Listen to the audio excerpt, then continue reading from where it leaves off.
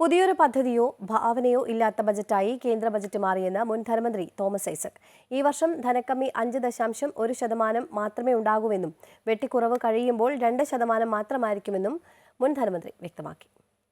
സ്കീമോ ഭാവനയോ നാടിൻ്റെ കാതലായ പ്രശ്നങ്ങളോട് പ്രതികരിക്കുകയോ ചെയ്യാത്തൊരു വാചകമേളയാണ് കേന്ദ്രമന്ത്രി നിർമ്മല സീതാരാമൻ അവതരിപ്പിച്ചിരിക്കുന്ന ബഡ്ജറ്റ്. കഴിഞ്ഞ വർഷം 5.8%, 5.9% ധനക്കമ്മി വരുമെന്ന് പറഞ്ഞത്. അത് 5.8% കുറച്ചു. ഭയങ്കര കുറവ് തന്നെ. ഈ വർഷം 5.1 ഉണ്ടാവൂ. കേന്ദ്ര ധനമന്ത്രിയോട് ചോദിക്കുന്നത് കേരളത്തിൻ്റെ ധനക്കമ്മി എത്രയാ? കഴിഞ്ഞ വർഷം പറഞ്ഞത് 3.5.